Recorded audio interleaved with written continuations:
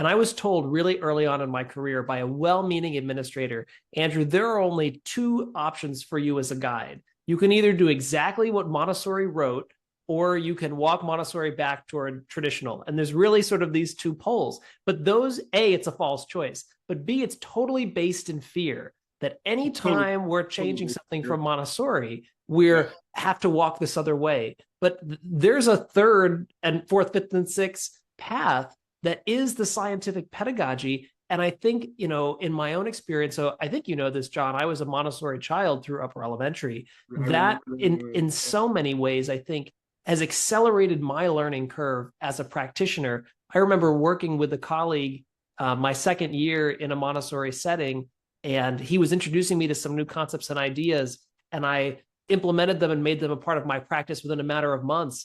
And at the end of the year, we were reflecting, and he said, it took me 5 years to figure that out. And it's not because, I'm some wonder. It's because I grew up in a paradigm that I was then trying to teach in. I had a lot less unlearning to do because of my orientation toward learning in school.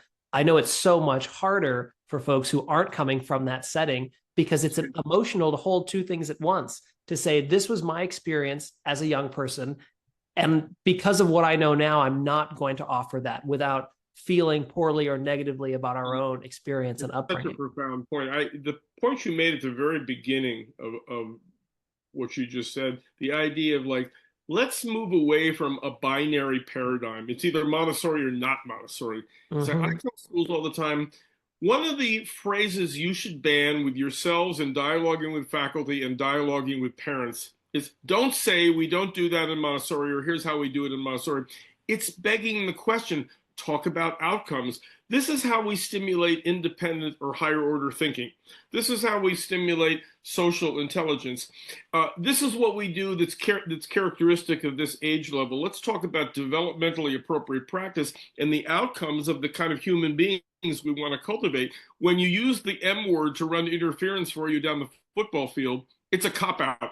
And it basically turns people off. They either go, well, I guess I'm doing it right, or I guess I'm going to hell. I'm a sinner. It's your point. It's a totally fear-based model that doesn't produce inquiry or investigation or research or a collaborative culture on a faculty. It should be that kind of binary yes and no should be completely banned in Montessori, but it's got to start at the pre-service training level.